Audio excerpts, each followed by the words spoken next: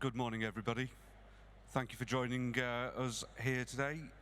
My name's Ahsan Khan. I'm Director of Research and Innovation at the Active Building Centre.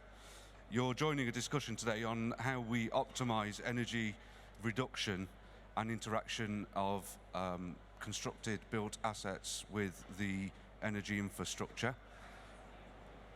I have a bit of bad news, which is I've lost one of my speakers, Chris Mazur, today, because he's under a travel ban because of the coronavirus. So my apologies on behalf of Chris.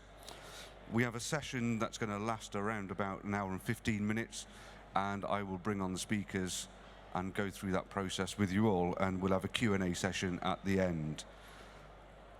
Just to explore why we're actually all here, the Active Building Centre is part of the Transforming Construction Challenge. We are part of the biggest investment the UK government has ever made into the construction sector, and we are part of a process that means we are trying to support the energy infrastructure and network by intelligently integrating renewable energy technologies for heat, power and transport. Now that encompasses quite a few interesting points that the speakers are going to cover today, but essentially we are all on this journey towards 2050. And that means we need to decarbonise the built environment at a pace that's never been seen before. And ABC, the Active Building Centre's role, is to ensure that we support industry making that transition. We de-risk new technologies and make them more appealing to consumers and developers and construction professionals alike. And the key thing for me is how do we provide consistency across data and business models, and some of our speakers today will touch base on those and explore what they're doing to support that journey. And we need to ensure that value is dispersed and democratized as we go on this journey. And it's a very important point that we will start to explore as we go through the session today. And part of that journey is obviously starting in the new build sector, which we are focused on as part of today's session, but also then looking forward to the larger challenge we face as an economy and a nation, which is decarbonisation of our existing building stock in the retrofit market. The challenge we've actually got to face is we've got to transform and we've got to deliver at scale at a pace that we've never seen before. And it's by our collective efforts, by everyone gathered here today at Future Build, that we achieve that by having a common approach. We've got today 3 speakers. So we've got Richard Reed, who's Technical Program Manager for Google. We have Tom Elliott from the Energy Systems Catapult, and we have Nick Ebbs from Igloo, who will be going through their presentations. We will hold a Q&A session at the end, so I'm quite looking forward to that. And that Q&A session, we will try and have a roving mic where we can pick up on all those details. So without much further ado, I will introduce Richard Reed from Google to come up to stage and go through his presentation.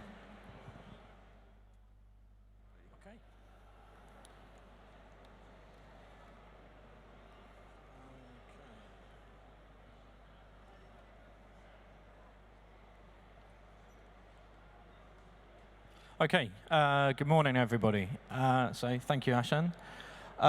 So before I kind of get started, I'll just give you a little bit of background about me and my career in the industry. So I've only been with Google for about 5 months now. Before that, I spent 13.5 years with Arup, engineering consultancy, where I led the smart buildings team. And my background is designing and delivering control system in buildings, going into operational buildings and looking at how they're performing and trying to integrate all of these systems together. So I want to tell you a bit about the journey that Google are on in terms of what we're doing with our commercial real estate for the Google occupants that use them. And how I think that can apply to industry more generally. So, I mean, first of all, I think it's an important point to kind of understand what is a smart building and what does that mean to you. So we look across 4 pillars, looking at convenience, collaboration, environment, and very importantly for us, safety and security. Today, my presentation is obviously going to focus on the environment pillar and talk to you in the context of energy and efficiency. So, unfortunately, that's quite small, so sorry about that. So my domain experience and thinking about the focus areas to optimize energy usage. So if I think about control systems and data, if we want to consider anything like demand response or looking at energy efficiency, then we need to be able to get data out of the control systems within the buildings. And that is incredibly difficult. To do this in a scalable way that we can meet the targets that ABC are looking at, and the country and the world more globally, it's really important that we get these devices and connect them to cloud so we can look at this data in a much larger scale. And that ultimately means that we have to have secure devices and control systems in buildings, especially commercial buildings, are inherently insecure, so we have to address that. And the other thing is we have to standardize the way that data is exposed. That will allow us to look at automation, leverage machine learning, and take advantage of things like demand response. So this presentation isn't going to specifically talk about energy efficiency, but it's going to talk about the foundational building blocks that we need to put in place to make reducing energy possible. So the 3 key challenges to build an IoT solution, most fundamentally, is around security and cybersecurity of anything that's within that building and how it connects to the internet. Secondly, we think about how we can scale that and automate that process, so we're not looking at a manual process. And then finally, we think about the insights that we get and how we can change things. So what we're doing on our digital building program is thinking about why would we approach smart buildings in the same way that we've been doing building automation for more than 15 years. So typically what happens in buildings, or historically what's happened in buildings, is that you get these vertical silos. So you get the different control systems in buildings that sit on their own network. You have the devices. You put in a network for those devices to communicate with each other.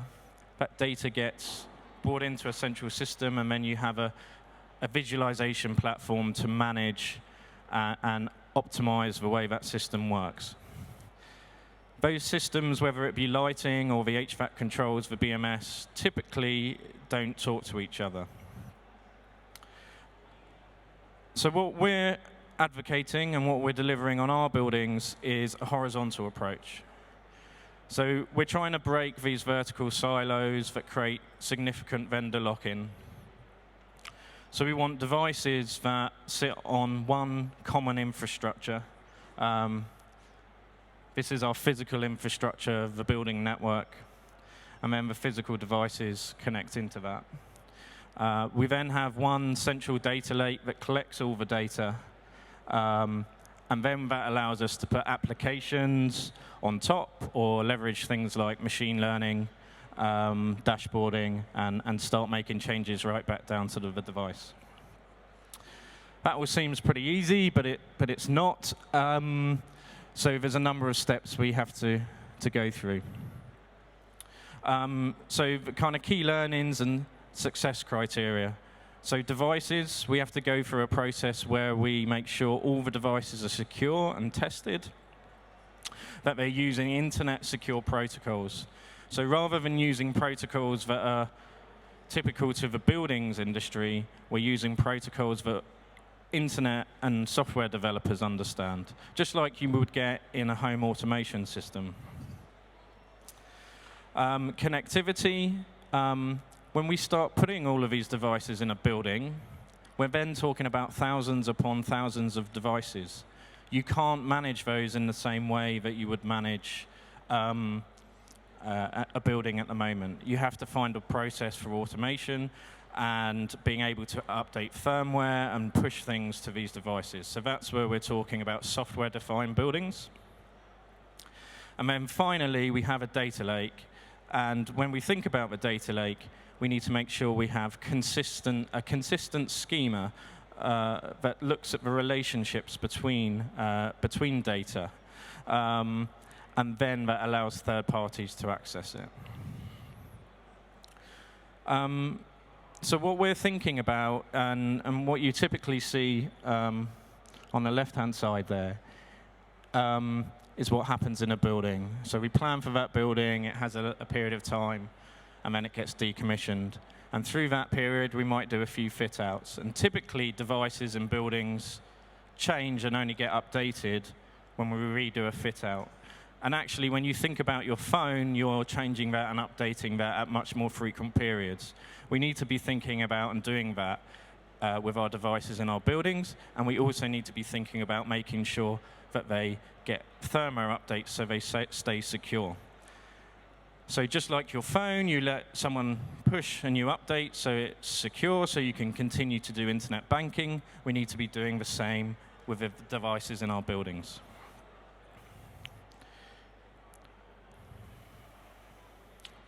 So we do two things here. So we design for now and we design for the future. So we don't try to make our projects more complicated because we know how difficult it is to deliver a construction project. We still ask for systems to be delivered in the usual way, but we also ask for our contractors, through what we call a master systems integrator, to validate that the data is exposed in the right way, so it can be passed to cloud. And we use something called MQTT, which is a transport protocol using JavaScript, which is a language that many software developers would understand. And that's quite different to using the kind of standard protocols that the building domain uses, like BACnet or KNX or Modbus. That allows us to get data to cloud, and that then allows us to create really nice applications. So to make that happen, we've created something called UDMI, and this is available on GitHub. It's an open source framework, and it's about how you structure data that comes out of buildings. So it's something very simple that people can use on your projects. I won't go into the detail of it. So to try and make this very clear, the analogy of what happens in control systems in buildings. So if you think of a game called Telephone, when people pass information, we lose the message. And if you apply that to a construction project, that can commonly be what happens. So what are we actually doing to change what happens in a construction project? So first of all, what we're trying to do is do more in the design stage and leverage BIM in the design stage.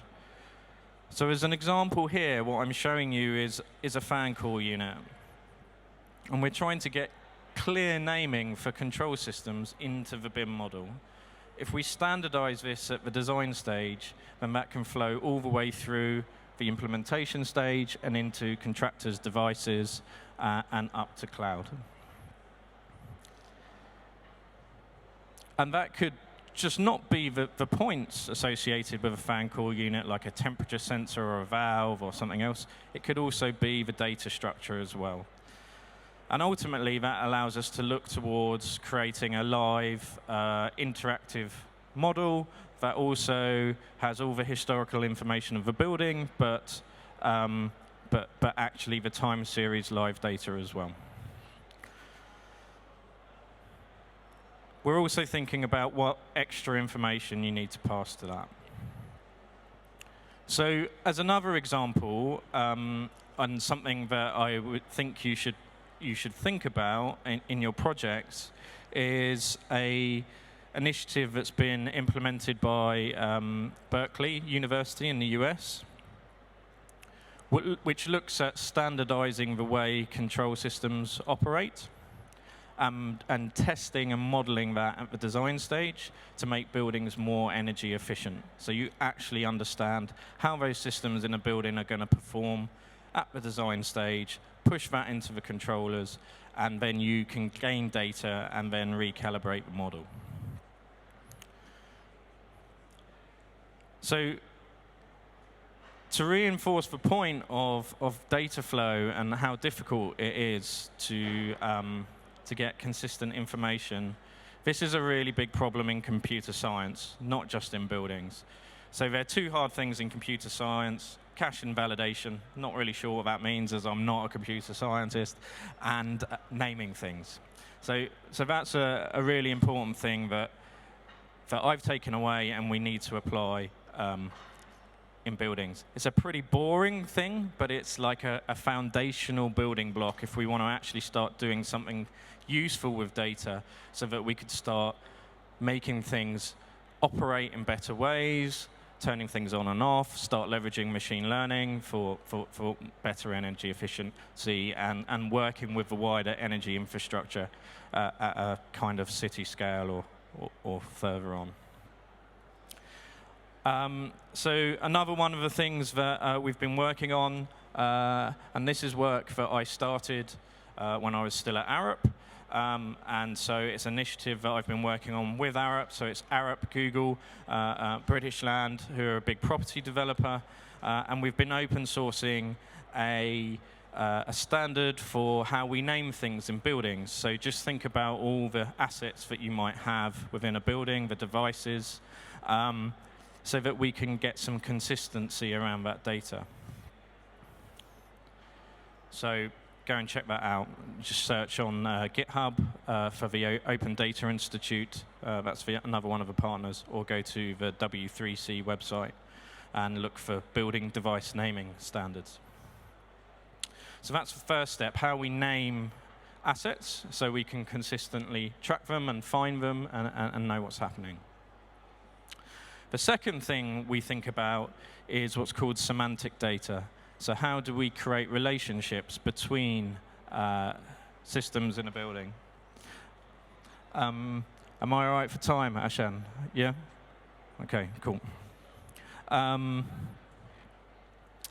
So the relationships between data. So if you think of a VAV or a fan call unit in a building, how can I understand where it is? So I create a relationship between the room it's in.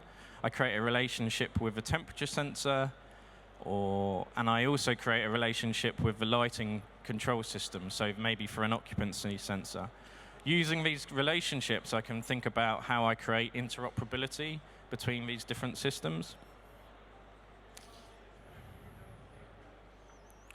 And finally, we have to make sure that each one of these things standardizes the way that things are named. So we are working alongside various other naming initiatives in the industry, things like Project Haystack, the Brick Schema. These are all open initiatives for how we name devices and control systems in buildings. And it's important that the industry coalesces around this. Then we can actually start doing something with data in buildings. And hopefully, that then means we get to the point where everyone is speaking the same language and all our devices are communicating in the same language. What that then allows us to do is, and this is an example of a piece of work that's happening in some of our buildings in the US, which is machine learning-driven anomaly detection. So because we have data coming out of hundreds of buildings, we can start seeing where fan call units or VAVs or temperature is varying from the norm. And we can, without even having to look at it, we can start identifying things and changes that can be made in terms of predictive maintenance. So to conclude, in my perspective, it's time for change in the control systems world, and if we do that and standardize around naming and making things secure, then we can start leveraging things like energy efficiency, machine learning, demand response. To do that, we need to make sure we standardize around open internet standards for communication and standardize around naming and schemas. We'll then have data that we can use to do all the things that Active Building Center and others would like. So thank you very much.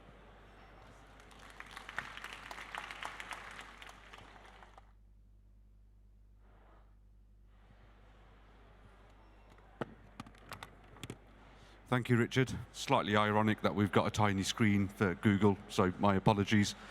Nick, if I can welcome you to the stage, please. Thank you. Is it on?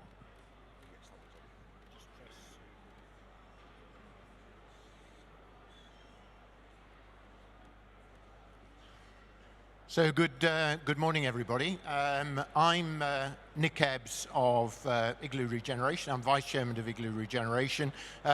Some of you eagle-eyed might have noticed that on the brochure that today's speaker is meant to be Chris Brown.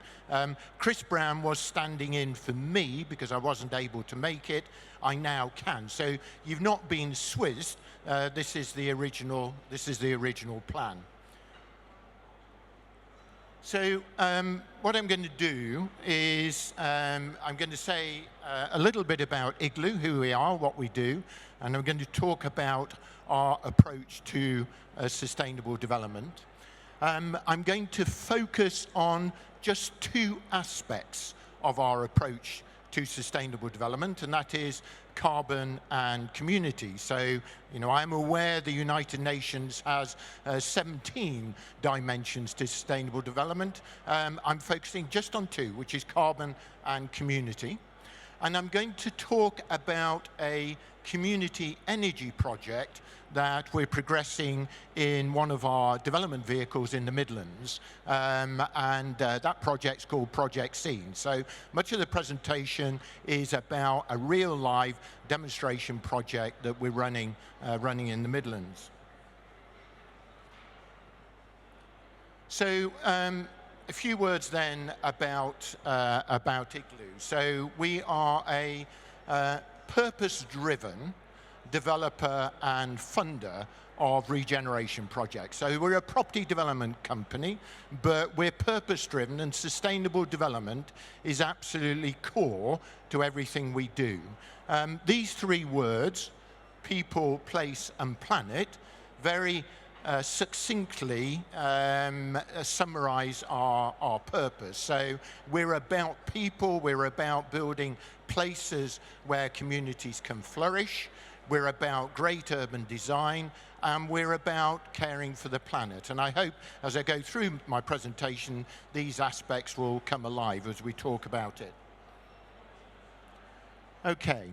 So to deliver on our purpose, to deliver on that people, place, and planet, we have a corporate social responsibility agenda, a methodology that we call Blueprint. There are 6 dimensions to this policy.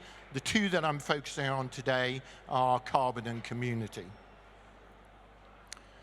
So what is our current approach to sustainable development and kind of what's in prospect around those 2, the carbon and community agendas? So in relation to carbon, much of our work historically has been very much focused on reducing energy consumption. That has been the key driver of most of our innovations and initiative. And that's either being delivered through urban design, through density, connectivity, orientation, and that sort of thing, or through Fabric First. I'm sure all of you are very familiar with Fabric First. We don't actually build to Passive House standards, but we follow the Passive House principles. And that has been the key driver to our approach to carbon for the last number of years. Renewable energy has also featured. Green energy has been important, but it's been very much focused around adding assets to individual buildings. It's not been on a communal basis, neither has it had any relationship to the grid. Now, what's new, and what I will be talking about now, is new approaches and new thinking around the green energy side of what we do for a business, and in particular looking at communal rather than individual assets, and looking at a connection to the grid as a way of driving out carbon from our development schemes. And I'll also be looking at community. So I said at the beginning, you know, our world is very much, the premise is, we start with people. We're building for people, we're building places for people. We don't build housing estates, we're building places. And community is very important.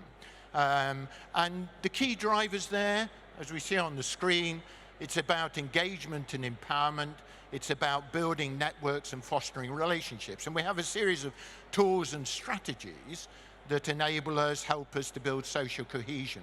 Now, the reason I just major on this for a moment is because community energy, of course, is a way of building social cohesion, and I'll highlight that in a moment.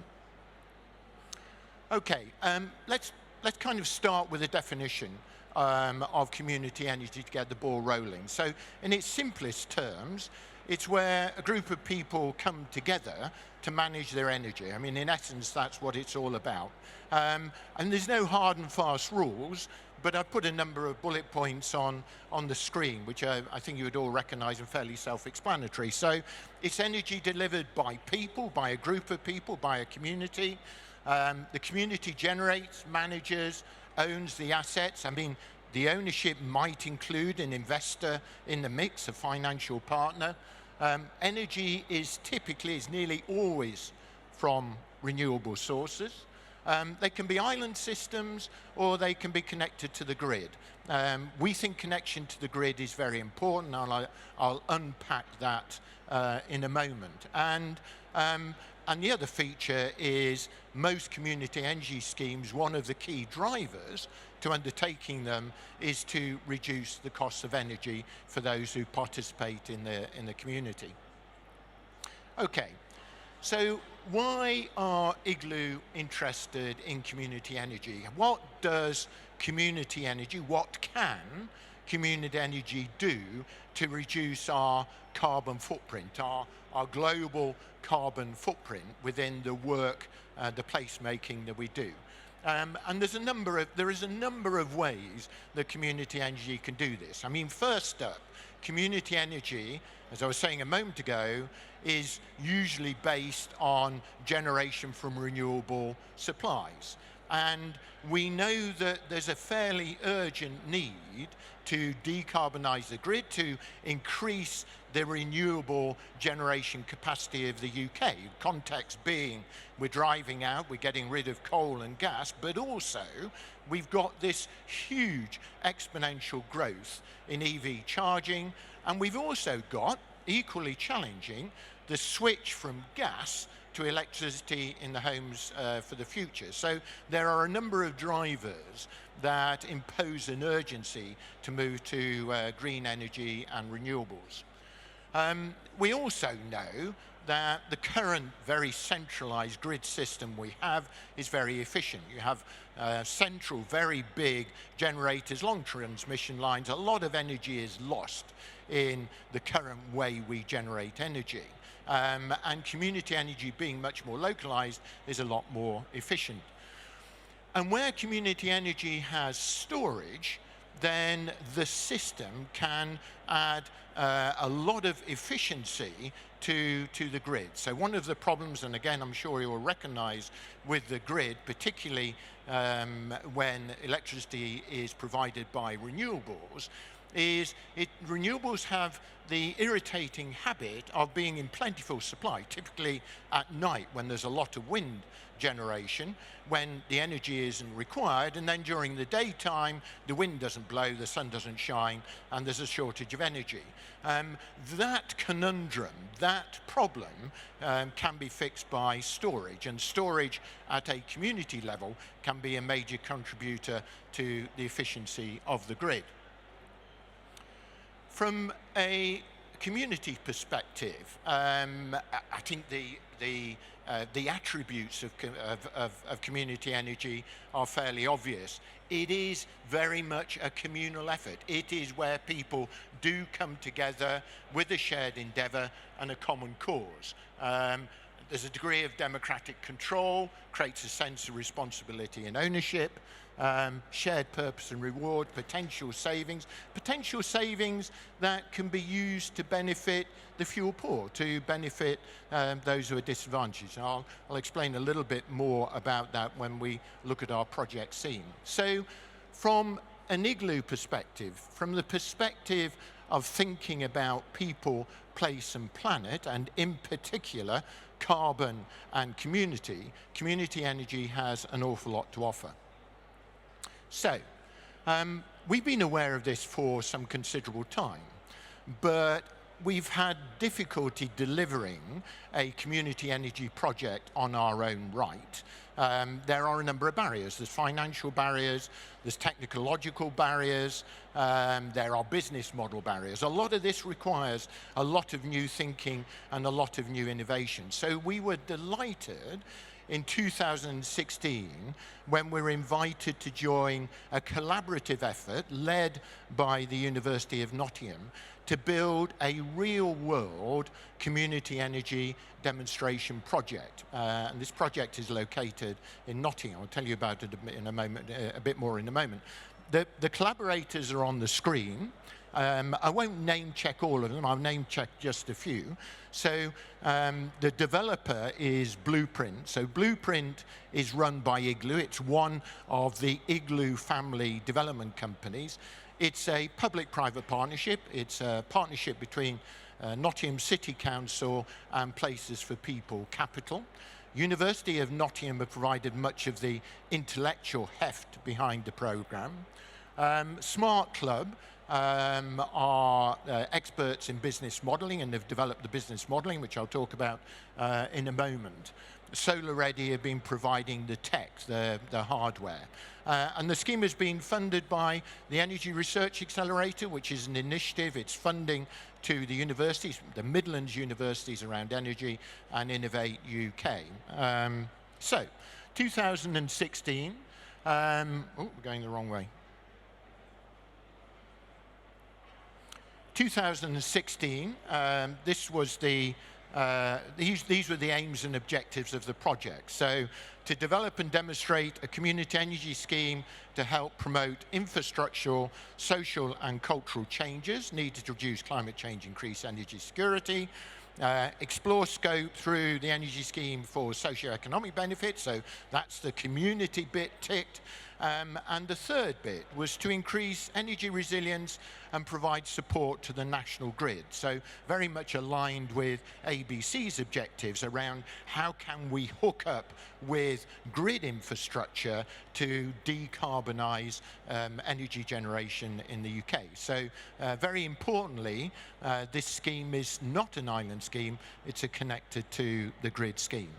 The genesis of the project is a prototype that had been built at the University of Nottingham within their university campus. So this is an R&D prototype where they tested a number of the technologies, the software, the algorithms. So we weren't doing this entirely from scratch. The purpose of the project was to take that R&D learning from the University of Nottingham and put it into a real-world development. It's a residential development scheme, into a real-world development scheme. The scheme is located in Nottingham. It's part of what's called the Nottingham Waterside Regeneration Area. It's a 100-hectare site. It's a very large site between the city and the river. And Trent Basin is where the project is located. Trent Basin is one of the first phases being developed by Igloo and Blueprint within the scheme. These are just a few pictures of what's been built so far. So phase 1 and phase 2, bottom right-hand corner is phase 3, which is currently under construction. Now, the components of Project Scene are PV, so the energy, the renewable energy is generated by PV. There is a large community energy battery provided by Tesla, a 2.1 megawatt battery. When we installed it about 18 months ago, it was the largest community energy battery in Europe. In planning, but not yet installed, is a thermal store linked to ground source heat pumps. And all this infrastructure is connected to the grid. So we have LV distributions and switchgear to make this all happen. So this is how the system works. And I hope you can see it on the diagram here. So this symbol represents the PV, grid, private wires to individual homes, big battery, ground source heat pumps, and the switchgear that controls everything in the middle. And the way the system works, and it is now about 70% built, so it is now up and running. And we're running and trading data and taking a lot of learning from this at the moment. So the way it happens is that energy is generated by the PV, and it goes one of three ways. It either goes direct to the grid, or it goes to the battery, or it goes via private wires to the individual homes. So when there is a shortage of supply on the grid and high demand and electricity is expensive, the energy from the PV and the battery goes directly to the grid. And in return for passing that energy to the grid, we generate significant revenue streams. So we generate revenue from selling energy, but we also generate revenue from providing grid services to the grid. And for those of you who are familiar with the grid, we access money from the frequency response markets, the capacity markets, and the triad markets. And the more the grid is under stress, the higher those revenue streams, and that is part of how the model works. In contrast, when there is a lot of energy on the grid, I mean, typically at night, wind energy is green energy and very little demand, then the electricity flows the other way. It flows to the battery. We fill our boots, we fill the battery with energy, and then it's in reserve to be used elsewhere within the network at a later stage. In essence, that is how the system works. These are just a few pictures of what's been installed. And another important dimension to the work we're doing, this will resonate with what Richard is doing, and that is we have put monitoring devices in all the homes that we've built. Correction. It's an opt-in. Residents don't have to agree to have monitoring in their homes, but all have. In return, they get Evo smart thermostats and they get an Echo Spot. And as a trade-off, we are now generating a huge amount of energy data from all those homes. Sample of that, I mean, I've just pulled up two slides, quite interesting on the left. The blue line represents energy demand, so it's energy used in the individual homes. The green represents PV generation. It's a very compelling slide to show why we need storage, because all the generation happens when you least need it, and it's not there when you most need it. So it very much demonstrates why the need for storage. The slide on the right-hand side, the sort of yellow bar, indicates demand from EV charging. So a number of our residents have EV chargers, and it is extraordinary the amount of energy that is being required from our system from EV charging. Okay, so the infrastructure's plugged in, it's working, it's happening. It's controlled by an ESCO, so we have set up an energy services company. There are two levels of shareholding. So there's the funder level and there is the community level. The funder level at the moment is the University of Nottingham, whilst ever it's a research project. That may transfer to the community in due course. We're just looking at that at the moment. The ESCO owns the energy infrastructure, and it is run by an operator, which is by Smart Club. The income generated from the project, after we've paid investment costs and operate costs, is then surplus, and it is available to the community to distribute as they see fit. So the community are actively engaged in the whole process. At the moment, it's primarily around how surplus income is distributed from the scheme. Okay, so final slide. We're about 70% done, and with a bit of help from ABC, we will finish the project off. The components still to add are the ground source heat pumps, which are being installed as part of a building of a new school, and private wire connection from the scheme to the individual houses. So it's a bit early to be drawing conclusions from what we've done so far. That may have to wait until next year. But what we're very convinced by, and I'm sure all of you, this will resonate with all of you, we know the grid is not fit for service. We know there is a need to decarbonise and to diversify very quickly. And as a team, we're very convinced that community energy has a very important role in that decarbonisation and diversification of the grid. Now, whether it is precisely as we've evolved it at Project Scene or some permutation thereof, we are tantalisingly close to having a community energy project and system that can make that change that is so necessary if we're going to decarbonise the grid. So that's me done. Thank you very much.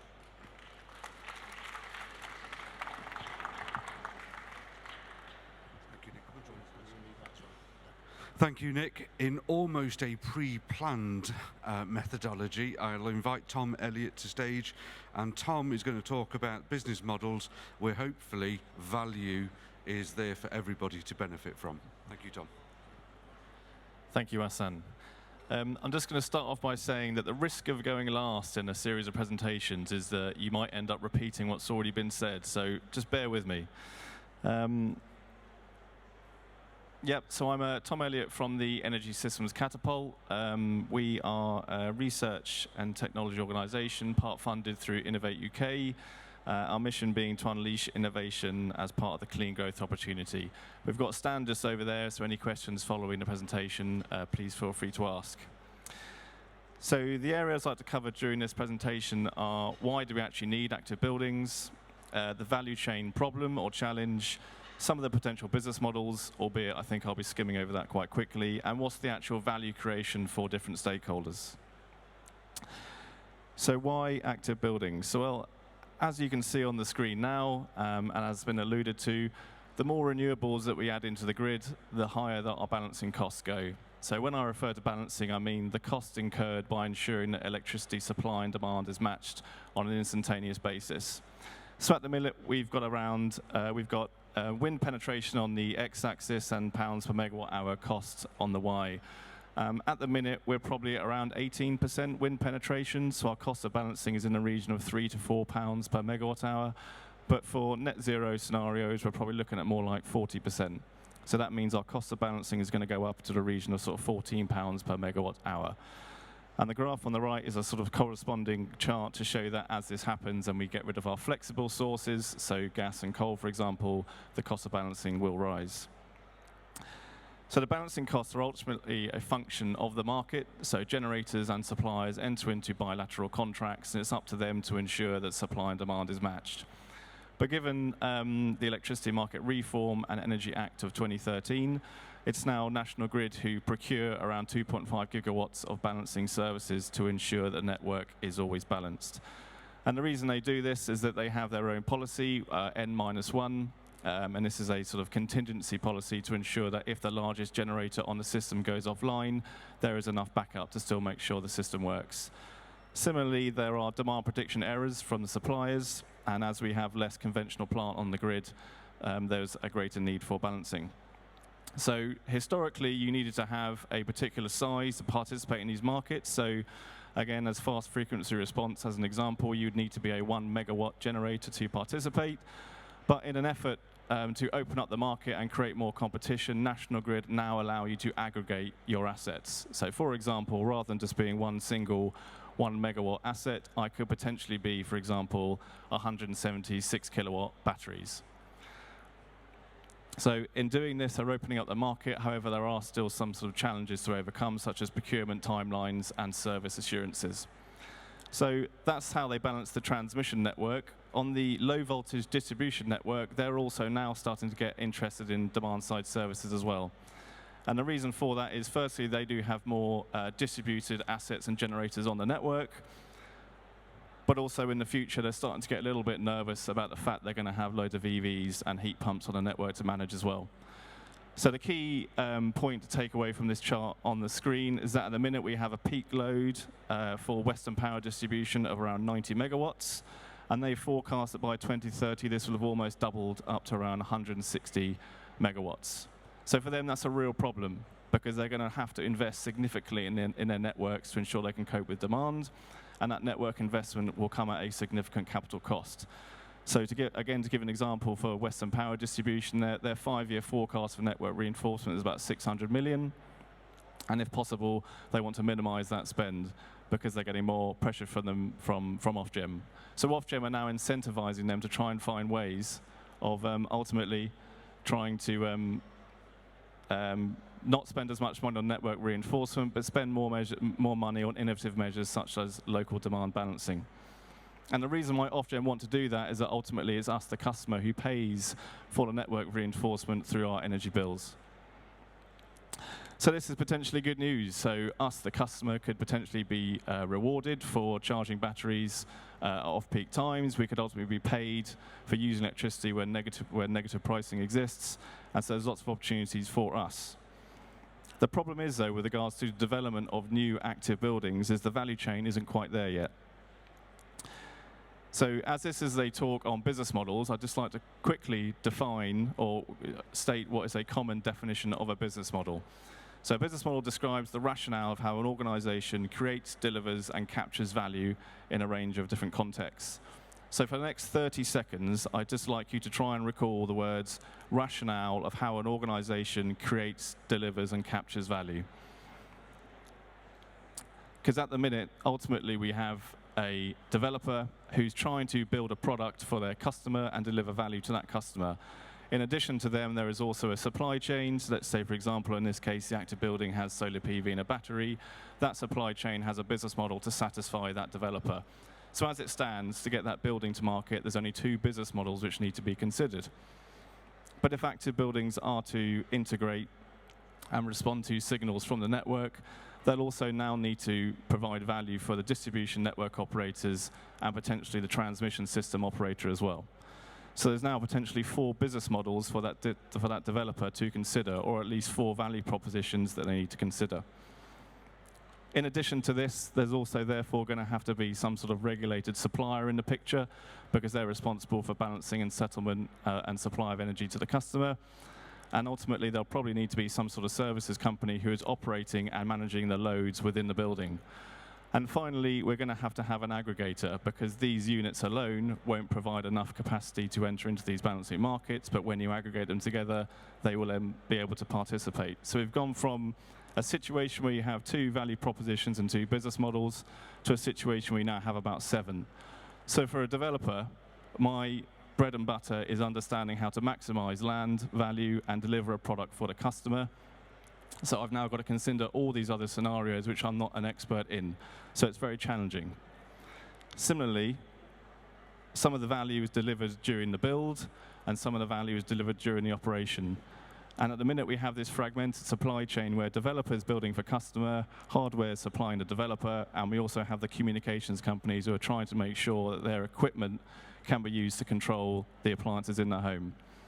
But on the operation side, the customer is now not only the end user, but it's a distribution system operator as well. So I have to have this energy supplier or ESCO type organization who understands what that distribution system operator needs and how to deliver value for them. And then I've probably also got a separate company who's trying to optimize energy flow in the building to maximize self-consumption and provide flexibility to the networks. And it's the communications and interoperability and the optimization of energy flows, which are the kind of two supply chain members which glue this all together. So to try and overcome some of these challenges and learn from the industry, we held a workshop at the end of last year where we had about 35 participants representing these companies on the screen now, and we locked them in a room, and we tried to say to them, in this scenario where you've got active buildings being built, how do you respond, and what's your solution that you're going to bring to the market, and how do you think that these kind of developments can best get to the market? And funnily enough, this is where I'm about to repeat what's already been said, the results were focused on this idea of a community energy service company and development joint venture in a constraint managed zone. So I'm not going to repeat what's already been said, but the idea of this was that, first of all, it overcomes this principal agent problem. Unless you are a developer like Igloo, why are you going to put all this interesting, useful technology in a building unless you, A, receive some of the value, or B, can guarantee that the customer is actually willing to pay for it? We determined that actually to raise capital investment for these kind of projects, you could actually look to the meter asset providers. So these are the organizations who are ultimately funding the smart meter rollout, and they are backed by quite significant pension funds. So not only do they have lots of money to spend, they've also got very good knowledge of the energy market as well. We touched on the additional social benefits, which I will skip. And as an ESCO, I can ultimately maximize the value of that asset over the whole lifetime of the building, rather than focusing on my capital return in the short term. So the reason why we've also labeled the constraint managed zone is that these are the areas where the network operators are struggling. This is where their networks are already reaching capacity, and therefore it's where they need the solutions. So ultimately, if these developments are placed in the CMZs, it's where you can extract most value. So understanding how we could turn a constrained managed zone into actually a flexibility zone is a really interesting point for the network operators and something for developers to consider. And ultimately, what we're looking for is all the services we mentioned beforehand to be included within that joint venture and delivered by the energy services company so that they can maximize value to the end customer. Again, there's very few of these in the market, Igloo being one.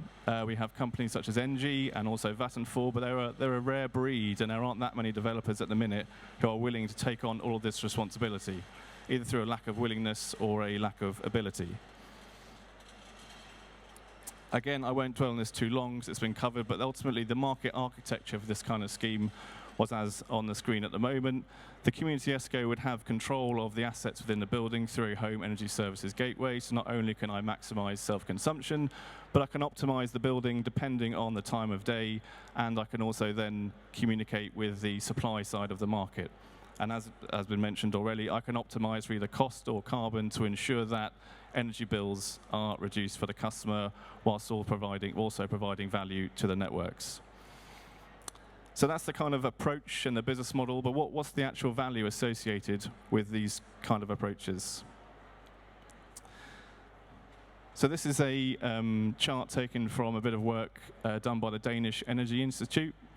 And there's quite a lot of colorful lines on the chart. You don't need to sort of look at all of them, but ultimately, the red dashed line is highlighting the existing capacity of a transformer on a low voltage network. And their hypothesis was that you can delay the investment required to upgrade that transformer into the future if you have active elements on your network. So ultimately what they're saying is that that transformer is going to reach its peak capacity next year, but if you use active elements, you can actually defer investment in that transformer till year 5. So although you're not removing the need for investment entirely, you are delaying it into the future.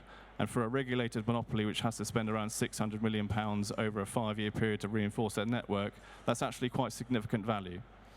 But in order for this to work, the DSO and the developer have to engage early on in the process to understand how the developer will optimize for their requirements.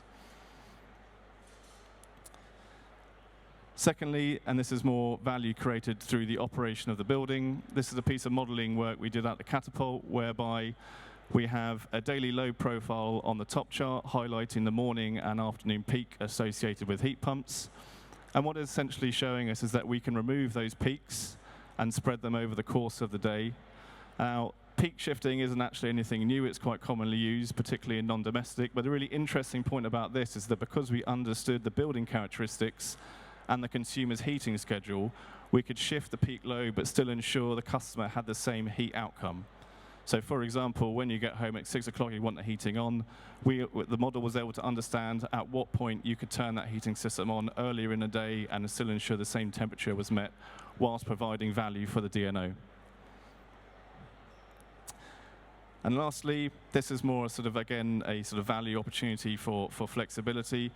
In the load forecasting market, energy suppliers focus on long-term load forecasting on a yearly basis. So you can see we have peaks and troughs, which allow me to sort of predict or hedge my position in the market.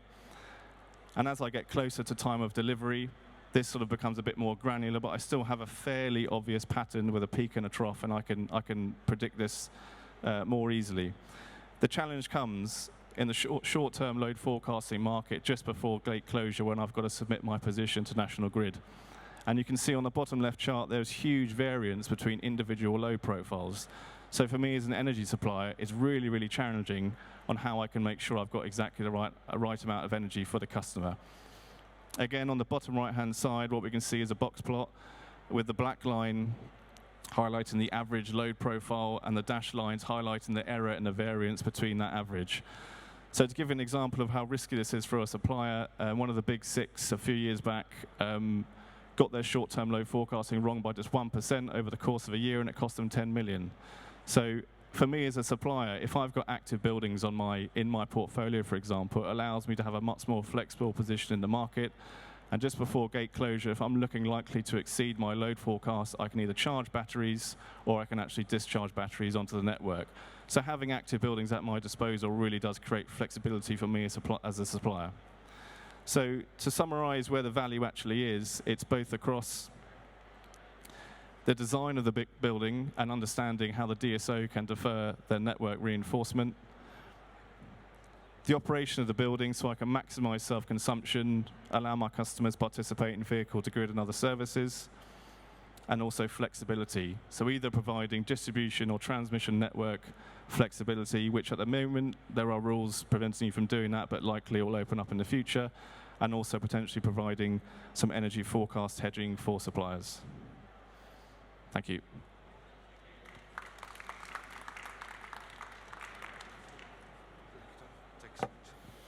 Thank you very much, Tom.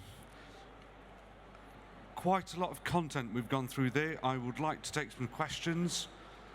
I think we've got an unfair playing field because Tom has a load of colleagues just over there to support him if things get a bit hairy. Can I see a raise of hands, please, for people who have questions or would like to pose something to the panel, please?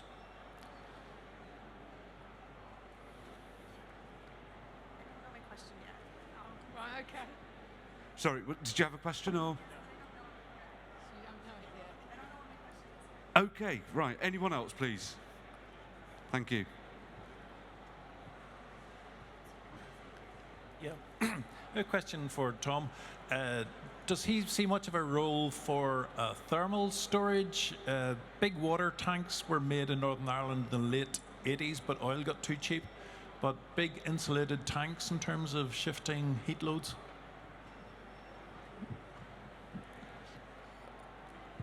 That mic should be on, Tom, yeah. Can you hear me? Right. I think, as was alluded to, storage is going to play a significant part of this, both power and thermal storage, but the role of that, or the technical specification, will ultimately come down to the energy services company to optimize that development so that the customer doesn't have to think of it for themselves.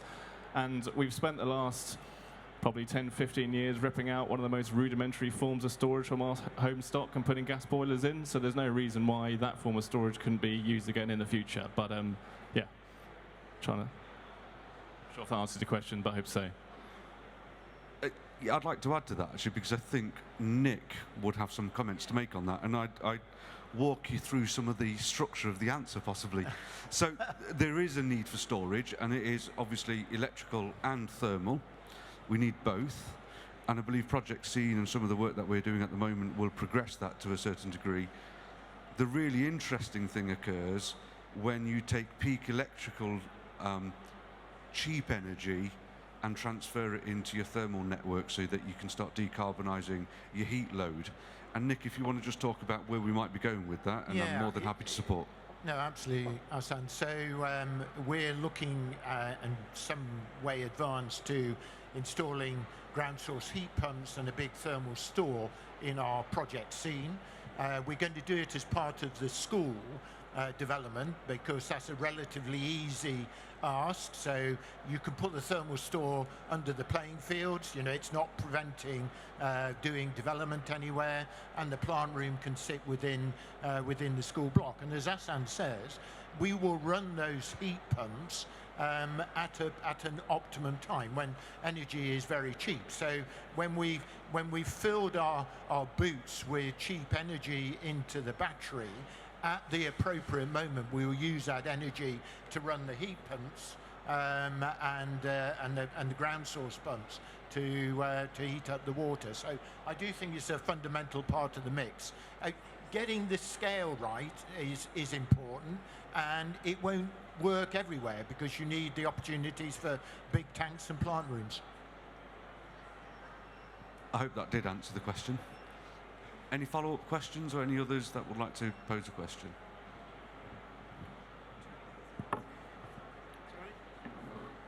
Oh, hi, Hugh Lloyd. This question's on behalf of one of my other roles, because I have colleagues on the panel. But UK 100 is a network of about 98 local and combined authorities across the UK. Many of their leaders not just committing to being 100% clean by 2050, they've got more urgent ambitions. The various mayors that are up for election in May and others. What do you think is the role of a local authority in this process of getting a better response from the system?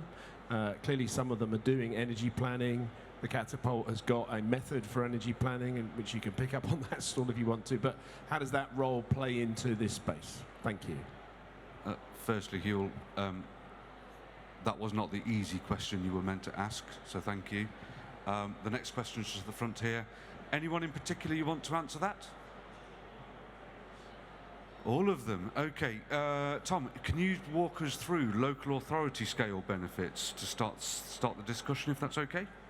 Yeah, I think local authorities actually have a major role to play, both in forms of setting local policy and regulation, but also on local area planning. So at the Catapult, as you mentioned, we're developing a tool which will allow local authorities to assess their entire areas to understand what is the most affordable or cost-effective route to decarbonisation. Because then, for example, with regards to heating, there's a lot of debate at the moment around whether it's going to be heat pumps or it's going to be hydrogen. And I don't think there's going to be one answer. I think it's going to be a range of solutions for different scenarios. So it's important for local authorities to have the ability to understand what is the best option in their particular area to maximise not only carbon but cost and create potential employment opportunities as well. Nick, if you'd like to, yes. Yeah, I mean the Project Scene demonstrator is being run by Blueprint, which is a public-private partnership run by Igloo. Nottingham City Council are the 50% shareholder. And Nottingham City Council fairly recently said they're going to zero carbon by 2028, and it's a hugely ambitious target. But my experience of working with the council is they are for real, and they are putting a lot of effort and investment in this initiative, and they're seeing it as an opportunity for creating jobs, for differentiation, for economic development. So there's a lot of upsides for local authorities engaging with this agenda.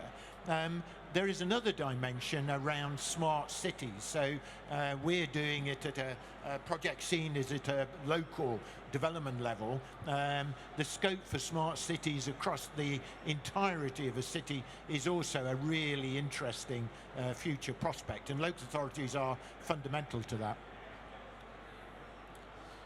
Richard, would you like to add anything from a digital stroke international dimension? To be honest, I don't actually have a qualified view on that. So I think get out of jail card, no Yeah, problem at all. Over to you, sir. Hello. Yes, my name's Daniel. I'm an architect from Graham Simpkin Planning, and I think my question follows on quite well from this one. And it was really to do with the role of legislation in delivering active buildings beyond the targets of 2050. Whether you think the legislation is currently in place, and if not, what you would like to see government and legislation doing to help deliver it in a meaningful way. So, at the macro level, I don't think the policy and mechanisms and legislation is in place. It's something that we are working on as part of Active Building Centre, but that must be, again, a unified approach because the dimensionality of the problem is so large. We need everybody to be thinking about the same problem through the same lens. So, it's not currently there. I think the biggest challenge we've got is the evidence base. So, how do we de-risk these technologies and scale them is a particular challenge that we've got to face. And then how do we actually inform the policymakers to make sure that the policy is actually right to deliver at scale? That would be my top level view. Anyone? Richard? Yeah, so if I think about this in the commercial world and commercial buildings, I think putting technology aside for a moment and just thinking about how we look at how buildings operate in use, commercial buildings. So I think there was the study recently or a few years ago that showed that commercial buildings are using something like 4 times more energy in use than was intended at the design stage. And there's a number of reasons for that, but one of the primary reasons, in my opinion, is that we don't have any mechanism legislated to look at operational energy usage. So whether we have energy performance certificates or display energy certificates.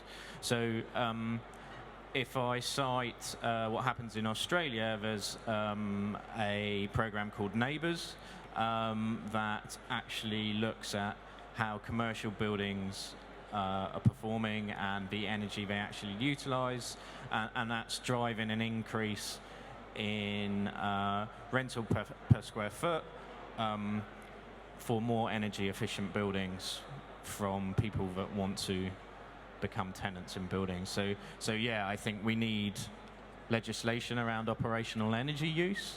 Then we'll start seeing more energy efficient buildings. And in commercial buildings, that's the primary area of focus, energy efficiency.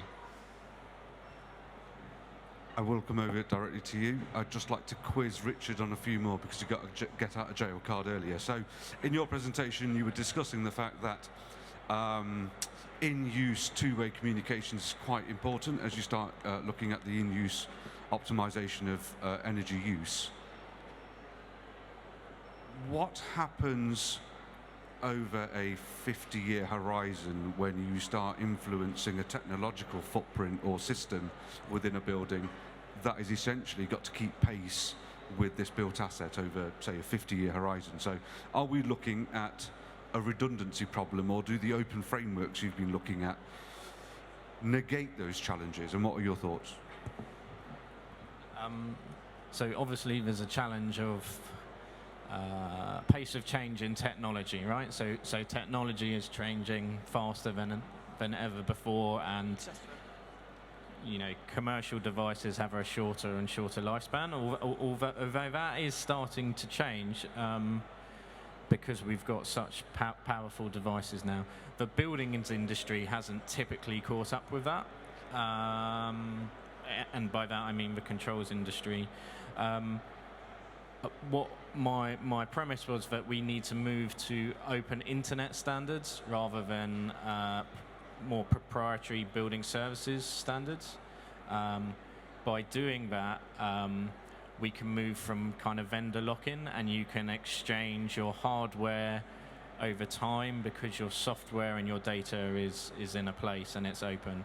And so you can pick and choose your applications, you can pick and choose your hardware, and it becomes much more commodity driven. You can swap that out as and when you need to. I'm not sure if that answers your question. It does, and it does link in with what Tom was discussing in terms of how do how do we solve that value problem and disperse it over time? So your question, please. Thank you. I'm a student at Imperial, and what you just said kind of goes into my question well, and the need for solutions is huge. Where do you see the place of new technologies and kind of startups versus large corporations? Google's developing their own. Obviously, once you prove it internally, I guess, then you release it to the world. But yeah, what's the role, I guess, of startups and new technologies, and how do you get them to market faster?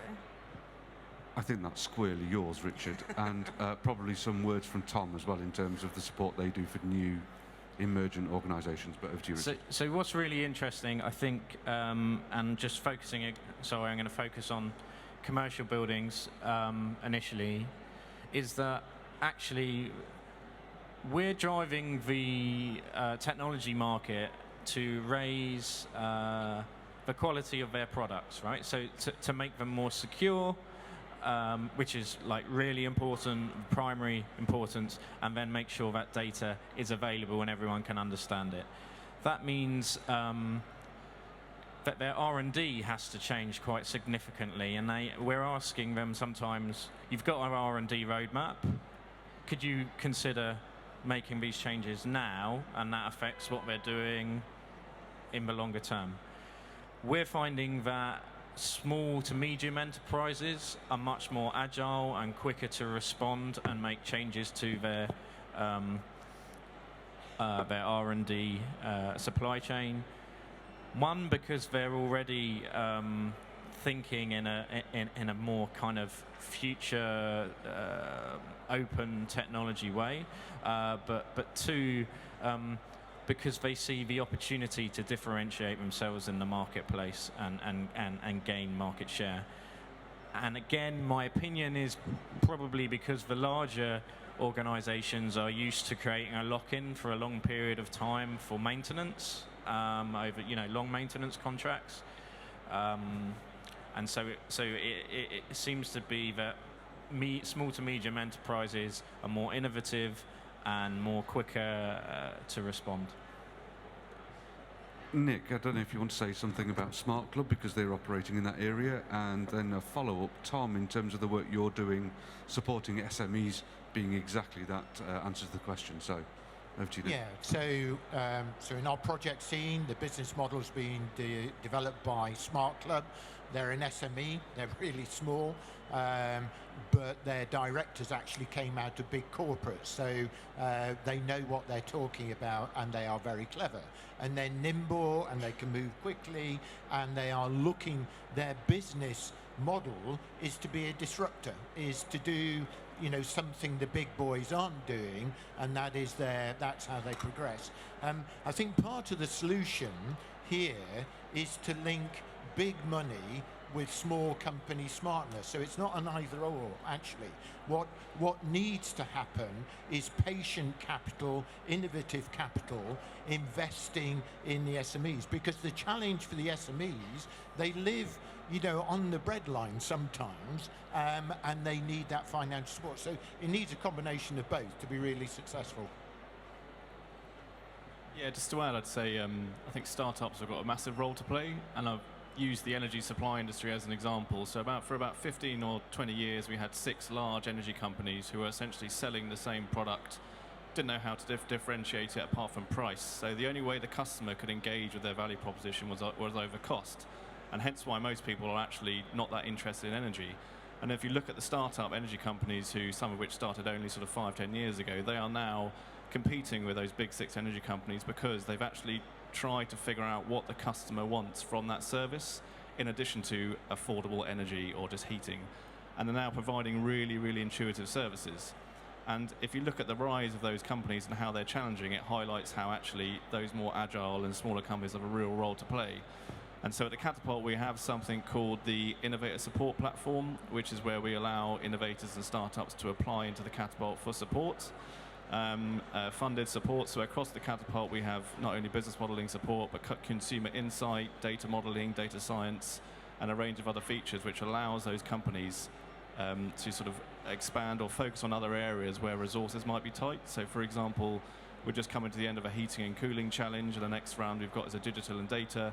And after that, we've got a smart and low carbon building estates challenge as well. So I think we do appreciate the importance of having innovators in the system, particularly in the energy system, to drive that innovation forward, because some of the larger companies either don't necessarily need to or perhaps aren't willing to in the short term. Thank you, Tom. Any other questions for the panel? It looks like everybody has survived. So thank you very much to the panel. We will finish early, but if anyone would like to talk to the panel members, they will remain here for a short while, or you can see us on the Transforming Construction stage. Thank you very much for your time.